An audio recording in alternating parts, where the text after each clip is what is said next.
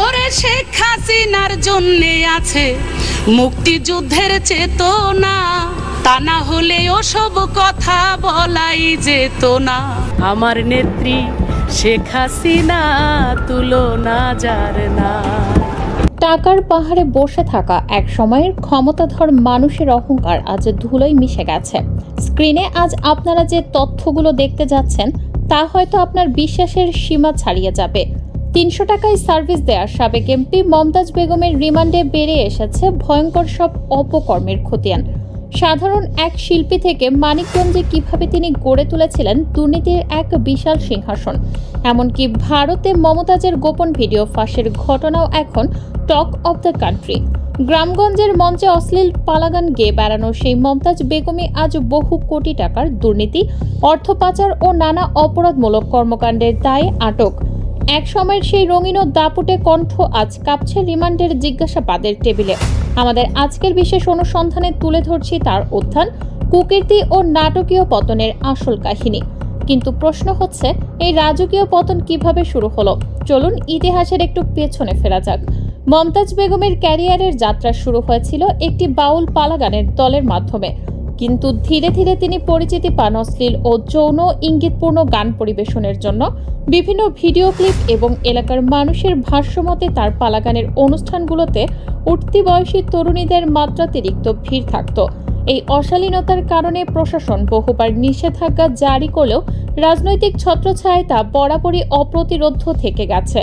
আর এই সস্তা জনপ্রিয়তাই তাকে সাধারণ এক গায়িকা থেকে বানিয়ে দেয় ক্ষমতার চূড়ায় থাকা এক ব্যক্তিত্ব। পরবর্তীতে এই মঞ্চের পরিস্থিতিকে কাজে লাগিয়ে স্থানীয় এক প্রভাবশালী নেতার ঘনিষ্ঠ হন মমতাজ, আর সেখান থেকেই রাজনীতির ময়দানে তার রাজকীয় প্রবেশ। নারী আসনে এমপি মনোনয়ন পেয়ে প্রথমবারের মতো সংসদ সদস্য হন তিনি।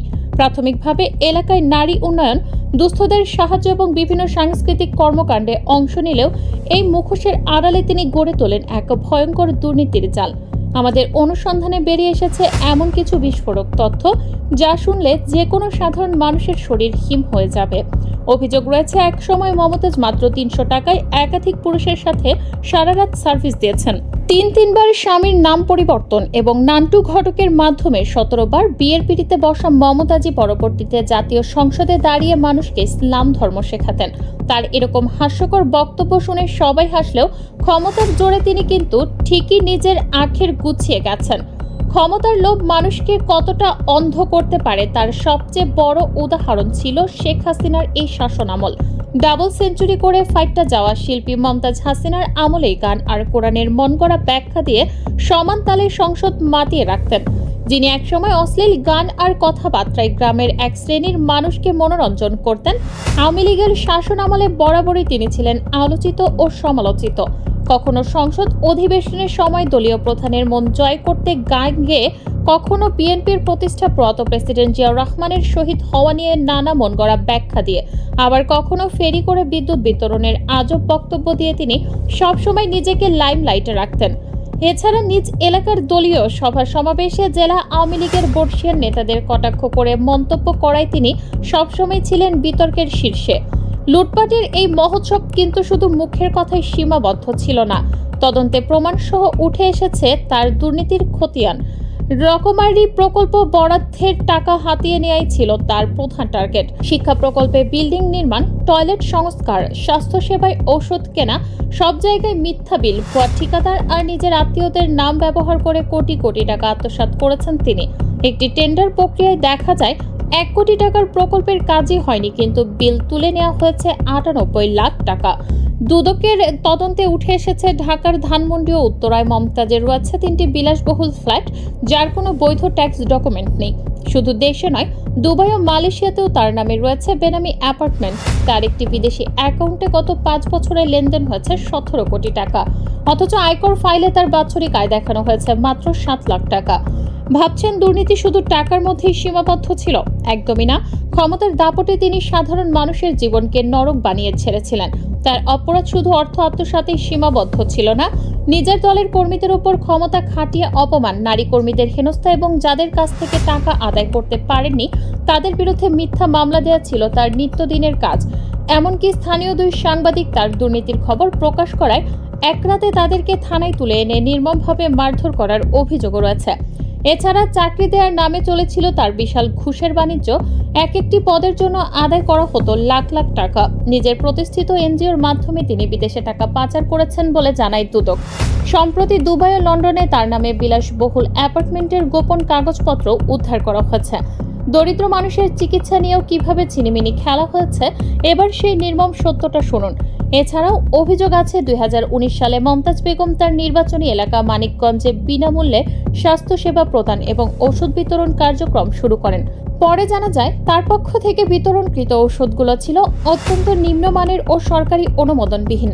এই ঘটনাটি গণমাধ্যমে প্রচারিত হলে স্বাস্থ্য অধিদপ্তর বিষয়টি নিয়ে তদন্ত শুরু করে এবং বিভিন্ন রিপোর্টে দাবি করা হয় কিছু ওষুধ ছিল মেয়াদোত্তীর্ণ ও উৎপাদনকারী প্রতিষ্ঠানগুলো ছিল সম্পূর্ণ সন্দেহজনক।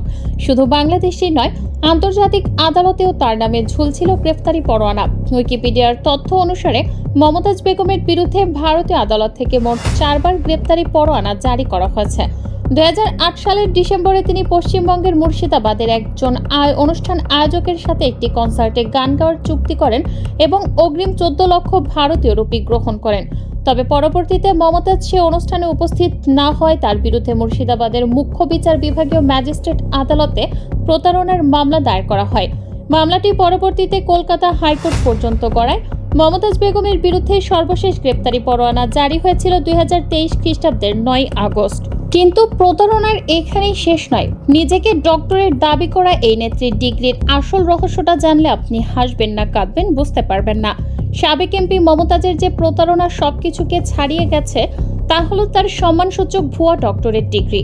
2021 সালে মমতাজ বেগম ভারতের তামিলনাড়ুর গ্লোবাল হিউম্যান পিস ইউনিভার্সিটি থেকে সম্মানসূচক ডক্টরেট ডিগ্রি লাভ করেন। কিন্তু বিভিন্ন অনুসন্ধানী প্রতিবেদন থেকে জানা যায় এই নামে ভারতে অনুমোদিত কোনো বিশ্ববিদ্যালয় নেই। ভারতের ইউজিসি অ্যাক্ট 1956 অনুসারে অনুমোদিত বিশ্ববিদ্যালয় থেকে প্রদান করা যে কোনো ডিগ্রি সম্পূর্ণ ভুয়া ও অবৈধ। টাকার বিনিময়ে ভুয়া ডিগ্রি প্রদানের অভিযোগে এসব নাম সর্বস্ব বিশ্ববিদ্যালয়ে বিভিন্ন সময় ভারতীয় আইন প্রয়োগকারী সংস্থা অভিযানও চালিয়েছে। মমতাজ বেগমের এই ডিগ্রি গ্রহণের পর চারদিকে তীব্র সমালোচনা শুরু হলেও তিনি নির্লজ্জের মতো অভিযোগ অস্বীকার করে বলেন বিশ্ববিদ্যালয়টিকে নাকি তার কাছে ভুয়া মনে হয়নি। পাপের ঘরা যখন পূর্ণ হয় তখন পালানোর আর কোনো পথ থাকে না। মধ্যরাতের সেই দৃশ্যটাই তার সবচেয়ে বড় প্রমাণ। মধ্যরাতে আটকের সময় মমতাজ বেগমের বাড়ি থেকে উদ্ধার হয় নগদ 3 কোটি 80 লাখ টাকা, 17টি সোনার বার, 12টি ব্যাংকের চেক বই এবং 4টি বিদেশি পাসপোর্ট। এছাড়াও পাওয়া যায় সরকারি প্রকল্পের ফাঁকা সিল ও নকল সই করার জন্য রাখা ব্ল্যাঙ্ক পেপার। ক্ষমতার মসনদ যে চিরস্থায়ী নয়, 5 আগস্টের পর এই সত্যটা তিনি হাড়ে হাড়ে টের পেয়েছেন। ছাত্র জনতার রক্তের দাগ আর কান্নার জবাব দিতেই তাকে আজ আদালতের কাঠগড়ায় দাঁড়াতে হচ্ছে। বৈষম্য বিরোধী ছাত্র আন্দোলনের সময় শিক্ষার্থী ও সাধারণ মানুষের ওপর হামলা ও গুলিবর্ষণের অভিযোগে দায়ের করা মামলায় সাবেক সংসদ সদস্য ও সঙ্গীত শিল্পী মমতাজ বেগমকে পুনরায় গ্রেফতার দেখানোর আদেশ দিয়েছেন আদালত। পুলিশের আবেদনের প্রেক্ষিতে ঢাকার মেট্রোপলিটন ম্যাজিস্ট্রেট আরিফুল ইসলামের আদালত এই আদেশ দেন। মামলায় মানিকগঞ্জের সিংগাইর উপজেলার জয়মন্টপ এলাকার বাসিন্দা ও মঈন হাসান চঞ্চলের স্ত্রী মমতাজ বেগমকে অন্যতম প্রধান আসামি করা হয়েছে। এক সময়ের দাপুটে এমপি আর গায়িকা মমতাজের এই পরিণতি নিয়ে আপনার মূল্যবান মতামত কি? ক্ষমতার এমন অপব্যবহারের কি দৃষ্টান্তমূলক বিচার হওয়া জরুরি? কমেন্ট বক্সে অবশ্যই আপনার মতামত জানান। ভিডিওটি ভালো লাগলে লাইক করুন এবং শেয়ার করে সত্য সবার সামনে তুলে ধরতে সাহায্য করুন। দেখা হবে পরবর্তী কোনো অনুসন্ধানী ভিডিওতে। ধন্যবাদ।